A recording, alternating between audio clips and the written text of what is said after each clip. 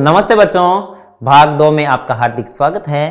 पहले भाग में हमने बहुत सारी चीजें सीखी थी, जैसे अनुपात क्या होता है, प्रतिशत क्या होता है, अनुपात को प्रतिशत में बदलना या फिर अनुपात को भिन्न में बदलना, और विभिन्न प्रकार की जो चीजें सीखी थी। वेट सीखा था हमने, जीएसटी सीखा था।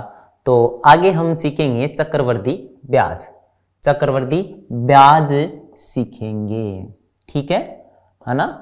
जैसे कि हम कई बार हम जाते हैं बैंक वगैरह में, तो वहाँ पर जो ब्याज की दर दी हुई है, जैसे 8% वार्षिक है, तो वो क्या करते हैं कि ब्याज, एक साधारण ब्याज हमने पहले सीखा हुआ है, वो साधारण ब्याज एक अलग चीज़ होती है, जिसमें क्या करते हैं, जैसे हम 100 रुपये किसी से लिए, तो बैंकिंग में क्या करते हैं कि वो जो पीछे ब्याज जुड़ गया यानी मिश्रधन हो गया, उस पर ब्याज लगाया जाता है। जैसे 100 रुपये हैं आपके, तो उसमें 100 रुपये के एक साल में मान लो आपको 2 रुपये ब्याज मिला, तो उससे अगले साल आपको 100 रुपये पर ही ब्याज नहीं मिलेगा, आपको 102 रुपये पर ब्याज मिलेगा, ठीक है। वो ब्याज जुड़ के जो मिश्रधन बना है उस पर ब्याज जुड़ता है, उसे हम बोलते हैं चक्रवर्ती ब्याज। चक्रवर्ती ब्याज का मतलब, जैसे ये साधारण ब्याज होता है, तो वो पहले साल में मान लो आपके 100 रुपये पर 2% ब्याज है, 2% का 2 रुपये हो गए, ठीक है। तो पहले साल में आपके 100 रुपये पर 2 रुपये जुड़े, यानी 102 रुपये हुए आपके, ठीक है। साधारण ब्याज की बात कर रहा हूं अभी मैं, साधारण ब्याज की बात कर रहा हूं, उसके बाद में चक्रवर्ती ब्याज पर चलेंगे। तो दूसरे साल में क्या होगा, 100 रुपये पर 2 रुपये थे, तो यानी 2 रुपये जुड़ेंगे, दूसरे साल 104 होंगे, तीसरे साल 2 रुपये जुड़ेंगे तो 106 होंगे, ठीक है। अब चक्रवर्ती ब्याज में क्या होता है कि पहले साल में आपके जुड़कर 2 रुपये जुड़कर 102 रुपये हो गए, तो दूसरी साल आपके 102 रुपये पर 2% ब्याज मिलेगा, जबकि साधारण में 100 रुपये पर जो 2% ब्याज थे वही जुड़ते थे, ठीक है। तो ऐसे ब्याज को क्या कहा जाता है, चक्रवर्ती ब्याज कहा जाता है। यानी कि पहले जो ब्याज जुड़ के जो मिश्रधन बना था, आगे का ब्याज उस मिश्रधन पर लगता है, तो उसे हम कहते हैं चक्रवर्ती ब्याज कहते हैं, ठीक है। यानी सामान्यतः लिया जाने वाला है, भुगतान की जाने वाला ब्याज कभी साधारण नहीं होता है, हम कई बार चक्रवर्ती ब्याज भी होता है। ब्याज का परिकलन पिछले वर्ष की राशि पर किया जाता है। पिछले वर्ष की राशि का मतलब पिछले वर्ष जो ब्याज जुड़ के जितनी राशि बनी थी ना, उस पर ब्याज का क्या किया जाता है, परिकलन किया जाता है। तो इसे ब्याज का संयोजन अथवा चक्रवर्ती ब्याज, CI यानी कंपाउंड इंटरेस्ट कहते हैं। इसको शॉर्ट में हम CI भी लिखते हैं, ठीक है। तो ये होता है चक्रवर्ती ब्याज। आपको अच्छे तरीके से समझ में आ गया होगा, ठीक है। अब देखिए चक्रवर्ती ब्याज निकालने के लिए सूत्र क्या होता है। चक्रवर्ती ब्याज निकालने के लिए सूत्र है, वो है ए यहां पर क्या है, मिश्रधन है, A = P क्या है यहाँ पर, मूलधन है, यानी कि जो धन हमने उधार लिया है वो है मूलधन P।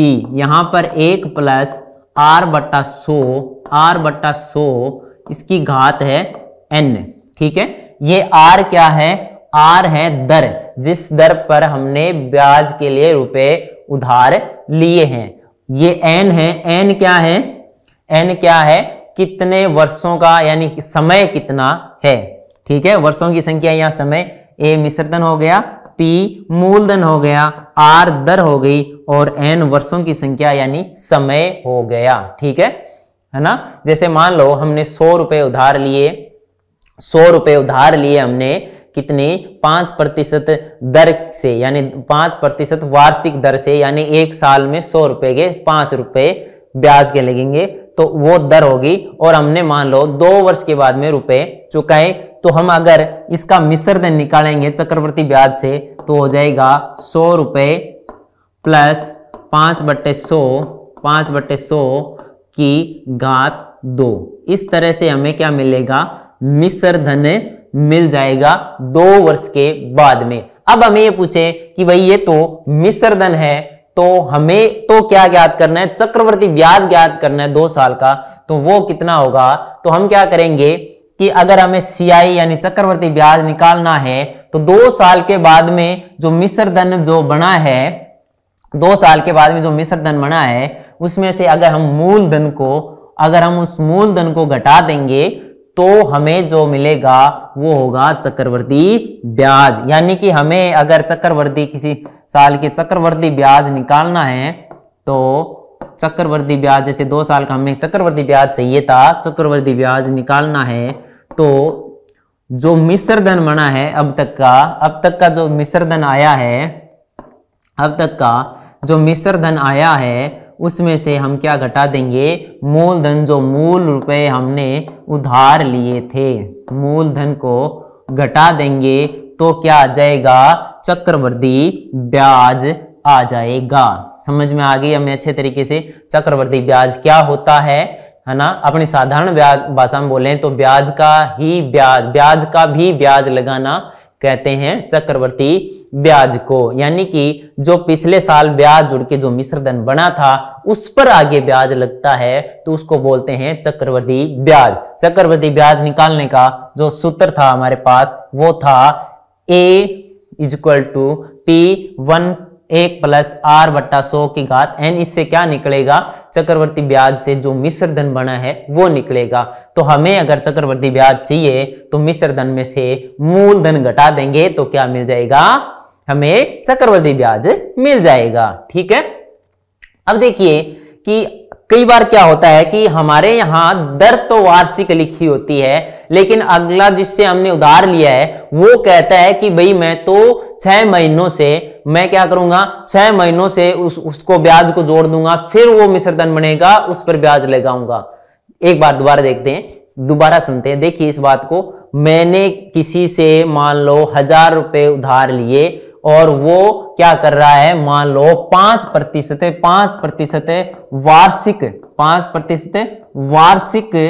वार्षिक दर से मुझे क्या कर रहा है, पैसे उधार दे रहा है। लेकिन वो कह रहा है कि मैं 6 महीने से मिश्र धन जोड़ूंगा, मैं 6 महीने से मिश्र धन जोड़ूंगा। तो वो क्या हो गया, अर्धवार्षिक संयोजन हो गया। यानी कि उसमें क्या हुआ कि उसने कहा कि मैं 6 महीने से मिश्र धन, अब उस 6 महीने का जो मिश्र धन आया ना उस पर ब्याज लगेगा।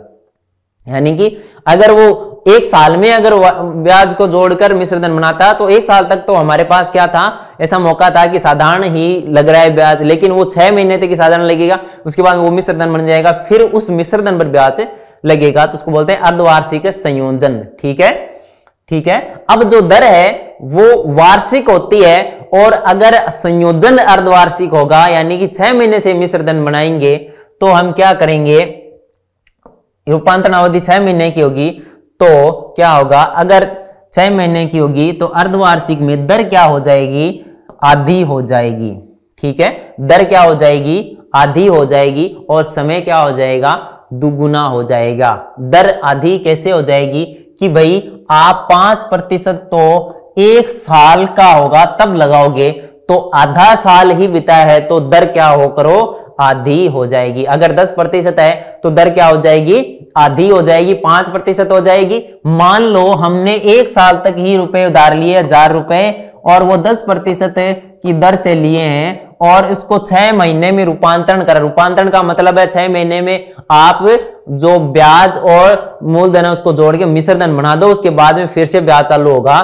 तो इसमें क्या करेंगे कि जो दर है 1 साल में समय तो 1 आता, n बराबर 1 आता और दर होती 10%। 1 साल में देते तो है ना, 1 साल में देते तो, लेकिन हर 6 महीने में देना है तो यहां पर n क्या हो जाएगा, 2 हो जाएगा, क्योंकि ये 2 बार मिश्र धन हो गया इसका, और जो r है वो हो जाएगी 5% है। ठीक है, अगर दर वार्षिक है और रूपांतरण यानी कि हर 6 महीने में चक्रवर्ती ब्याज जोड़कर मिश्र धन बनाया जा रहा है तो दर आधी कर दीजिए, समय दुगुना कर दीजिए। देखिए वह समय अवधि जिसके पश्चात प्रत्येक बार नया मूलधन बनाने के लिए ब्याज जोड़ा जाता है वह रूपांतरण अवधि कहलाता है। यानी कि नया मूलधन का मतलब है मिश्र धन बना दिया, यानी ब्याज को जोड़कर एक नया मूलधन बन गया, मिश्र धन हो गया, वो नया मूलधन हो गया।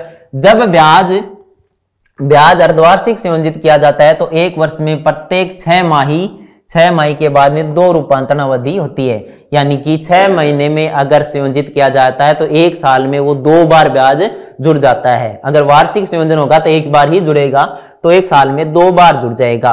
है ना। ऐसी स्थिति में अर्धवार्षिक जो दर है वो आधी हो जाएगी और समय क्या हो जाएगा, दुगुना। यदि ब्याज को तिमाही संयोजित करें, अगर 6 माही की बजाय 3 माही करें तो 3-3 महीने के कितने जोड़े बनते हैं, 12 महीने में 4 बनते हैं।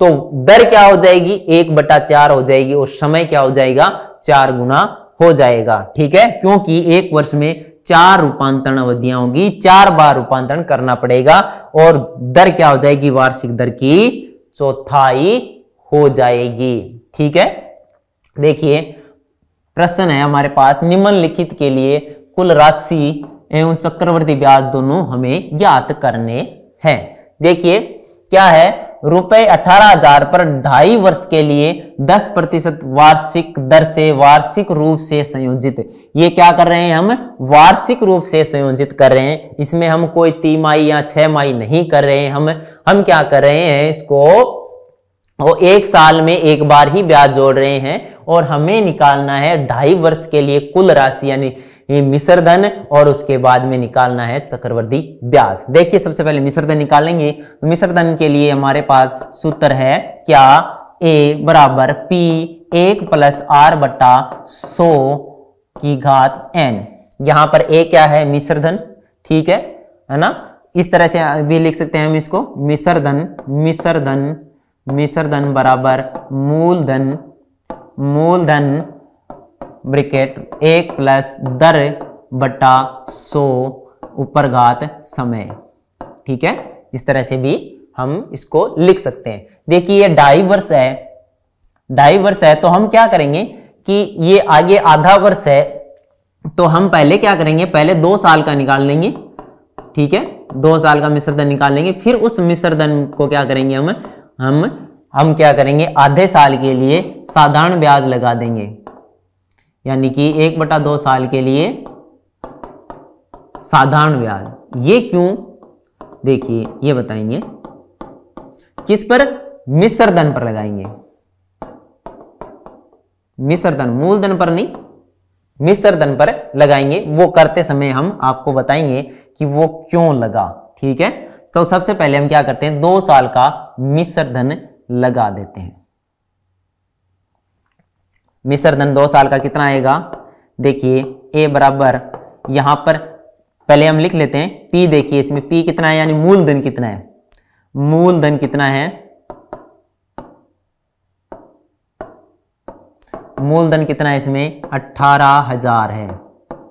ठीक है, तो पहले 2 साल के निकाल रहे हैं तो समय इसमें आ गया 2 और दर आ गई कितनी, दर आ गई 10%। ठीक है, अब देखिए A बराबर 18,000 गुणा 1 + 10/100।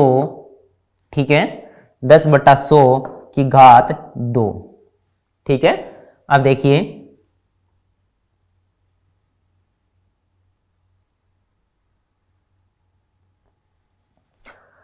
ये आ गया, ये इससे ये कट गया।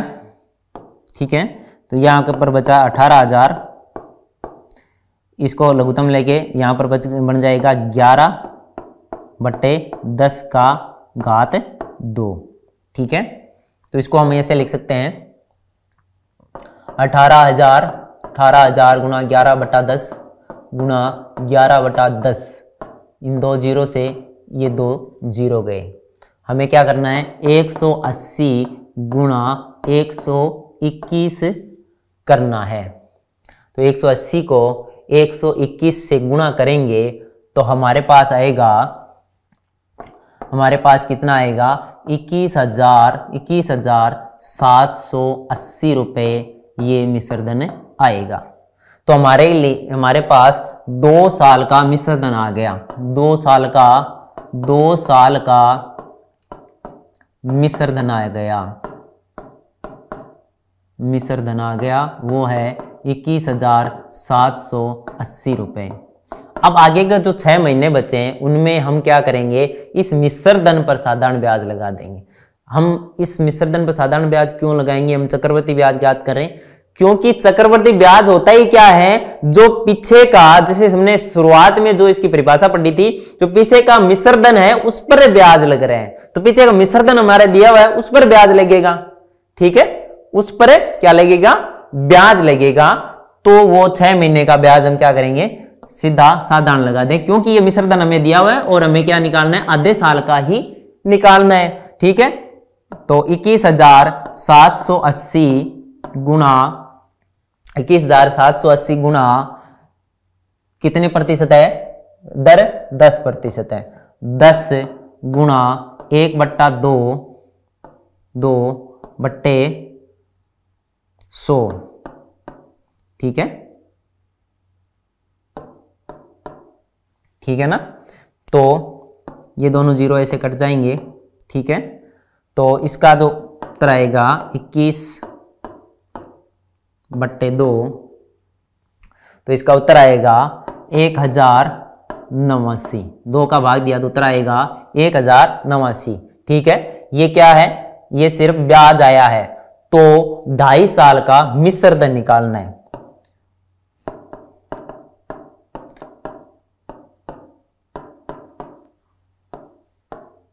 मिश्र धन कितना आया, देखिए 21,78,0 प्लस 1089। इन दोनों को हमने जोड़ा तो क्या आया, 22,869 रुपए। ये 2.5 साल का मिश्र धन आया है। क्या किया हमने, पहले 2 साल का मिश्र धन निकाल लिया, फिर उस मिश्र धन पर 6 महीने का ब्याज निकाल के उसको जोड़ दिया, तो हमारे पास 2.5 साल का मिश्र धन आ गया। 2.5 साल का क्या आ गया, मिश्र धन आ गया। अब हमें क्या निकालना है, 2.5 साल का चक्रवर्ती ब्याज निकालना है। हमें क्या करना है, 2.5 साल का चक्रवर्ती ब्याज निकालना है। तो 2.5 साल का चक्रवर्ती ब्याज या CI। तो CI हम जानते हैं क्या होता है, A माइनस P, और A हमारे पास कितना आया, 22,869 आया। ठीक है, 22,869 आया, और उसमें से हमने घटा दिए 18,000। जब हम 18,000 घटाएंगे तो देखिए 22,869 में से हमने 18,000 घटाए तो पीछे कितना बचा, 22,869, 18,000 घटाए तो बचा 9, इधर 9 बचे, और इधर 6 और 8, और ये बच गया 4। तो 4,869 रुपए 2.5 साल का चक्रवर्ती ब्याज हो गया। देखिए कैसे निकाला हमने, दोबारा देखते हैं। सबसे पहले सूत्र के अनुसार हमने सबसे पहले क्या किया, 2 साल का मिश्र धन निकाल लिया इस सूत्र से। ठीक है, जब हमें 2 साल का मिश्र धन प्राप्त हो गया, उसके बाद में हमने क्या किया, 6 महीने का ब्याज निकाला और उसको उसमें जोड़ दिया, तो हमारे पास क्या आ गया, 2.5 साल का मिश्र धन आ गया। उसके बाद में हमने क्या किया, हमें अब निकालना था 2.5 साल का चक्रवर्ती ब्याज। तो 2.5 साल के मिश्र धन में से हमने क्या घटा दिया, मूलधन घटा दिया, तो हमें क्या मिल गया, 2.5 साल का चक्रवर्ती ब्याज मिल गया। ठीक है, आगे देखिए कि 8,000 रुपए दिए हुए हैं, 8,000 रुपए दिए हुए 1 वर्ष के लिए 9% वार्षिक दर से अर्धवार्षिक रूप से संयोजन करना है।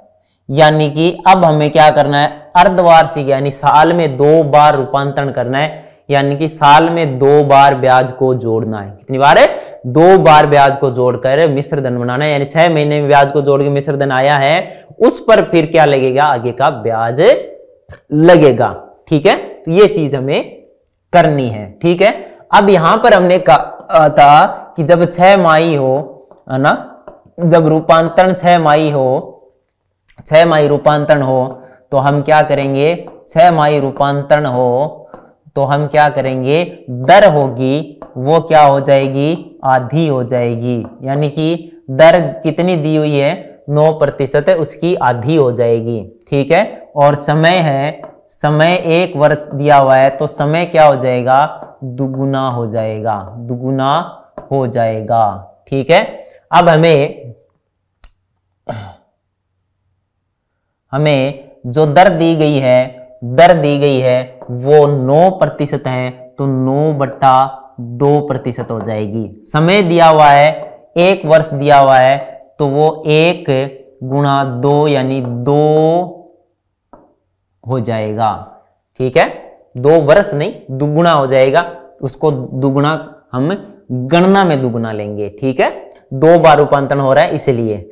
अब हम क्या करेंगे, वो इस सूत्र लगा देंगे कि A = P 1 + r/100 n। यहां पर n बराबर हमें अब मिल गया 2, r बराबर 9/2। ठीक है, तो A यानी कि मिश्र धन क्या आ जाएगा, हमें दिया हुआ है मूलधन कितना दिया हुआ है, हमें मूलधन दिया हुआ है 8,000 रुपए। मूलधन कितना है, मूलधन है 8,000 रुपए। 8,000 रुपए हमें क्या दिया हुआ है, मूलधन दिया हुआ है। तो यहां पर लिखा 8,000 गुणा 1 + 9/2 गुणा 100 यानी कि यहां पर आ गया 8,000 गुणा, ये हो गया 1 + 9/200 ठीक है, इसको लिखा हमने 8,000 गुणा, इसको लघुत्तम लेके यहां पर आया 209/200 ठीक है। अब इसको आगे लिखते हैं, A बराबर 8,000 गुणा 209/200 गुणा 200। ठीक है, ये दोनों गए इससे, ये गया इससे। ठीक है, ये इसमें 4 बार गया और ये गया 5 बार। अब आया 209 गुणा 209/5। अगर इनको अपन गुणा करके भाग देंगे 5 का, तो उत्तर आएगा 8,736.20 रुपए। ये क्या आया है हमारा, ये आया है मिश्र धन। तो मिश्र धन हमारा कितना आ गया, मिश्र धन कितना आ गया, मिश्र धन आ गया हमारा 8,736.20 रुपए। अब हमें क्या निकालना है, चक्रवर्ती ब्याज निकालना है। ठीक है, तो चक्रवर्ती ब्याज यानी CI क्या हो जाएगा हमारा A - P। A क्या है, मिश्र धन, P क्या है, मूलधन है। ठीक है, तो CI यानी कि चक्रवर्ती ब्याज क्या हो जाएगा 8,736.20 माइनस 8,000। तो हमारा जो चक्रवर्ती ब्याज है वो कितना आएगा 736.20 रुपए। ठीक है, तो हमने यहां पर क्या सीखा है, हमने यहां पर क्या सीखा है कि दर वार्षिक दी हुई है, लेकिन उसका रूपांतरण, उसका संयोजन हर 6 महीने से हो रहा है।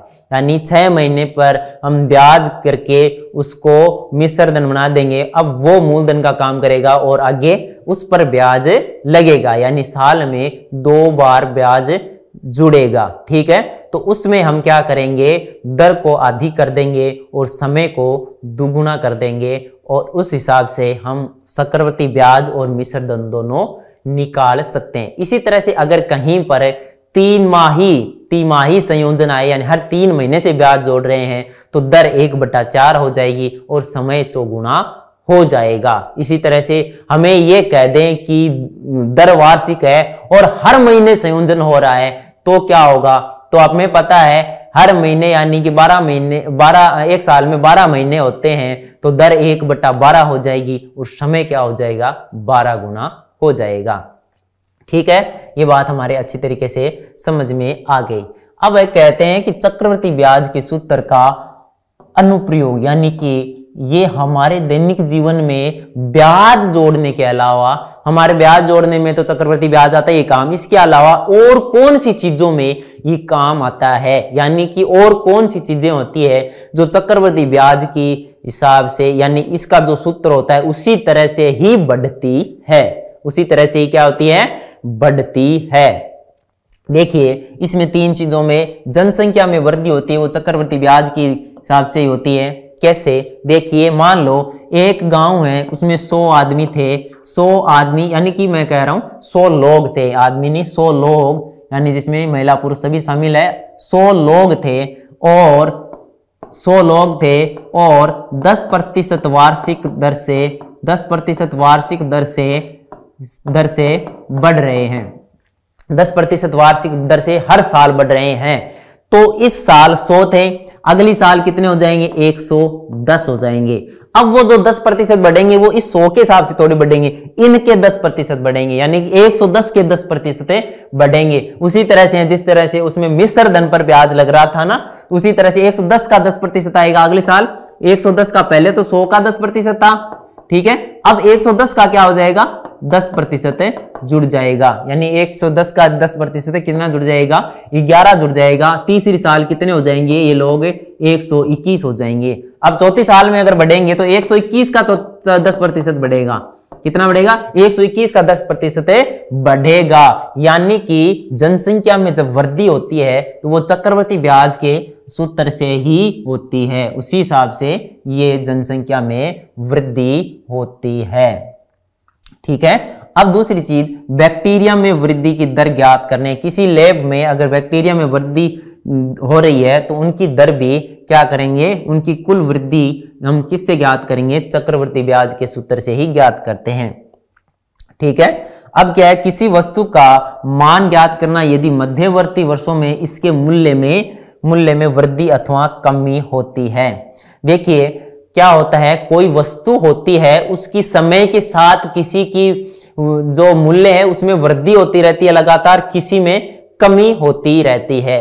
जैसे हमें एक चीज खरीद कर ले आए, आज हमने उस चीज को नया खरीदा है, तो मान लो एक हम मोटरसाइकिल या कार खरीदते हैं तो 5 लाख रुपए की है, आगे आने वाले 1 साल में उसकी लगातार कीमत हमारे पास में रहने की वजह से उसकी गिरती जाएगी, है ना। इसी तरह से कोई चीज होती है जो हमारे पास हो तो उसकी जो कीमत है लगातार बढ़ती जा रही है, तो वो भी हम किससे ज्ञात करते हैं? चक्रवृद्धि ब्याज के सूत्र से ही ज्ञात करते हैं। आइए इनके कुछ प्रश्न देखते हैं हम। 5% प्रश्न दिया हुआ है हमें, 5% वार्षिक दर से बढ़ते हुए वर्ष 2003 के अंत में एक स्थान की जनसंख्या 54,000 हो गई। निम्नलिखित को ज्ञात कीजिए। हमें क्या दिया हुआ है? 2003 की जनसंख्या दी हुई है, 2003 की जनसंख्या दी हुई है और ये कितनी है? 54,000 है। कितनी है? 54,000 है, ठीक है।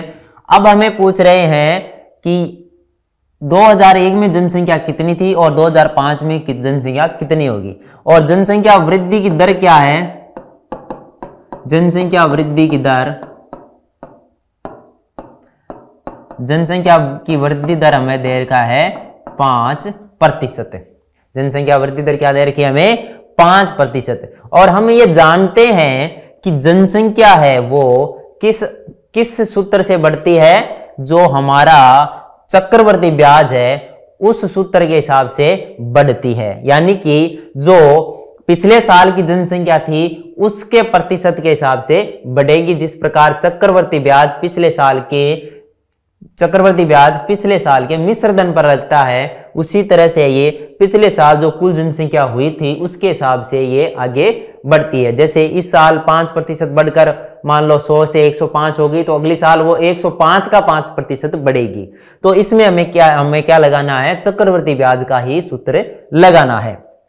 पहला प्रश्न हमें क्या कह रहा है कि 2001 में जनसंख्या कितनी थी? हमें 2003 की जनसंख्या दी हुई है। हमें क्या दी हुई है? 2003 की जनसंख्या दी हुई है। तो 2001 की जनसंख्या निकालने के लिए हम क्या करेंगे कि 2001 की जनसंख्या को मूलधन की तरह मान लेंगे और 2003 की जनसंख्या है उसको मिश्र धन की तरह मान लेंगे। तो चक्रवृद्धि का ब्याज का जो सूत्र होता है वो हम जानते हैं, P गुणा 1 प्लस दर बटा 100 और घात है ऊपर n, n यहाँ पर समय है तो इसमें भी n समय है। 2001 2003 से क्या है 2 साल पीछे है तो n बराबर आ जाएगा 2 और यहाँ पर p बराबर हमें क्या मानना है, ज्ञात करना है। p बराबर हमें पता नहीं है और जो a है a बराबर a यानी मिश्रधन बराबर यहाँ पर है 54,000 और r बराबर कितना है 5% है।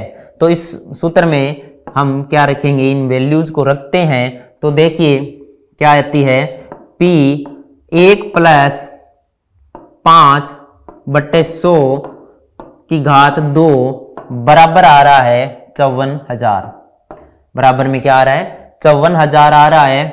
तो p प्लस ये यहाँ पर 100 लघुत्तम लेके करेंगे तो यहाँ पर आ जाएगा 105/100 इसकी घात 2 बराबर 54,000।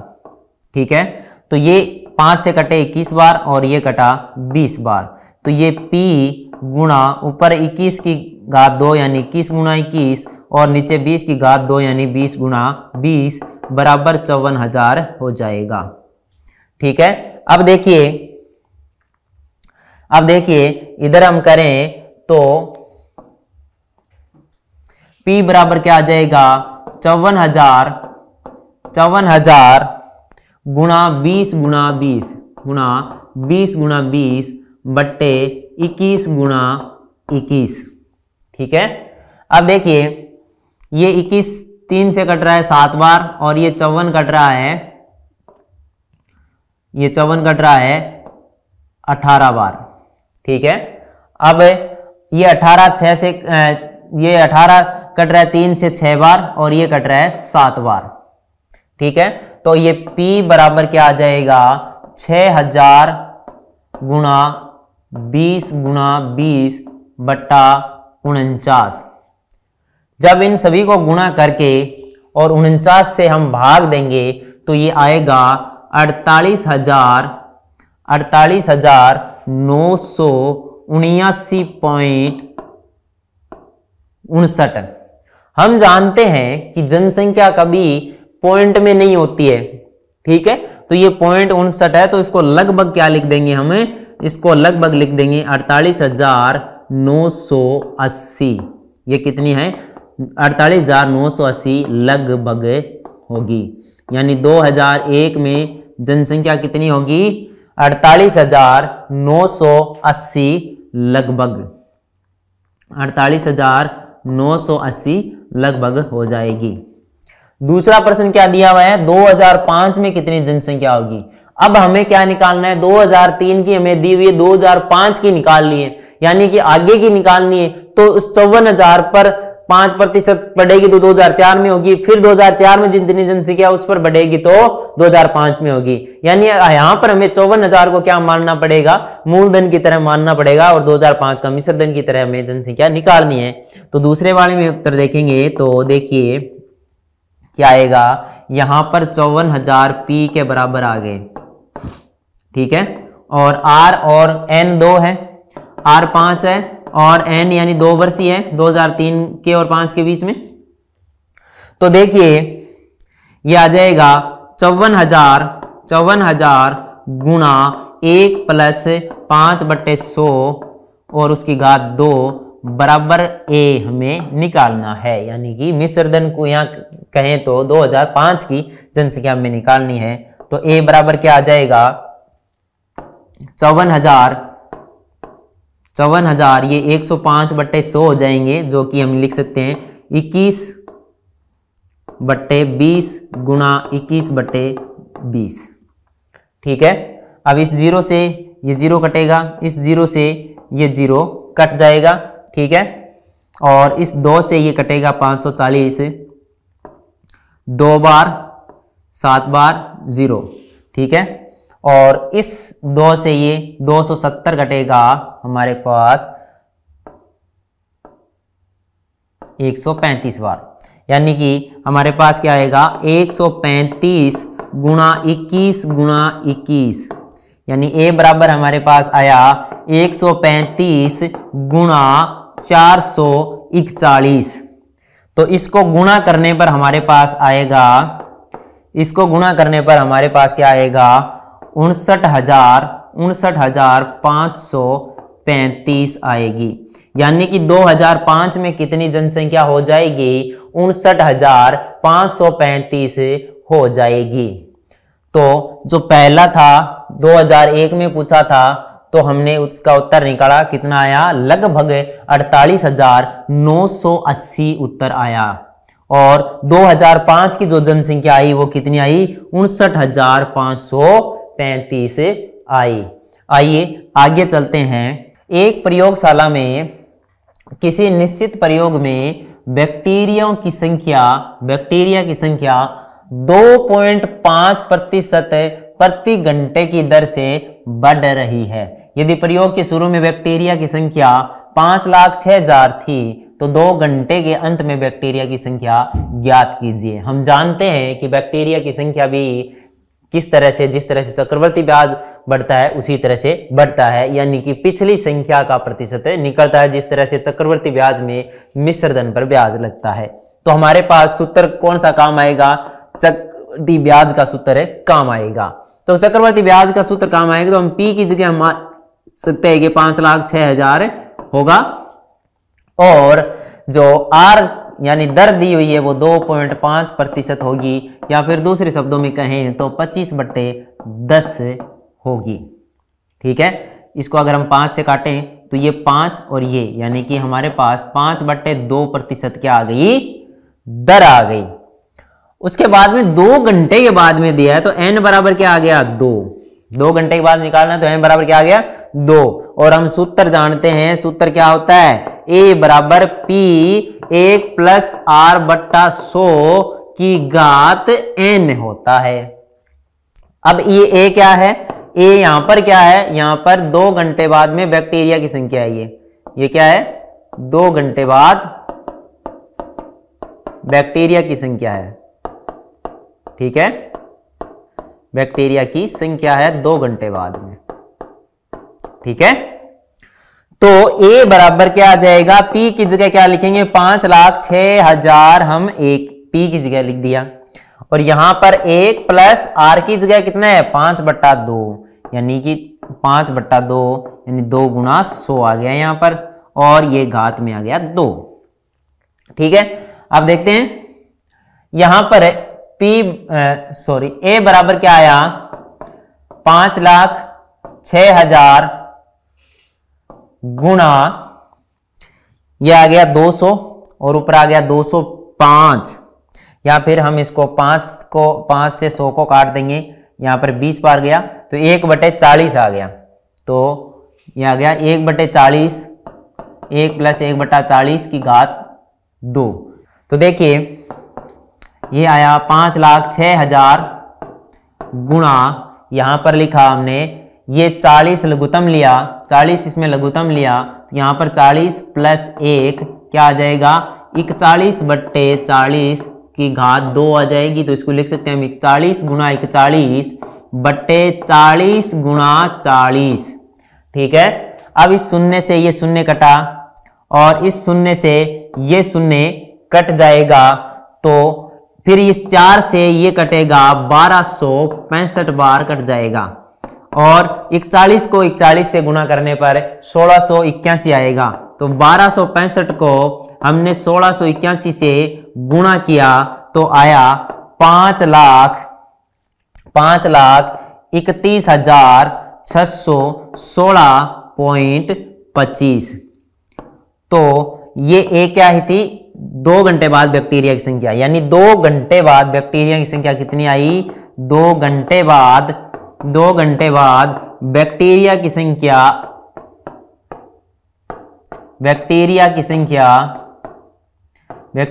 संख्या कितनी हुई? 5,31,616.25।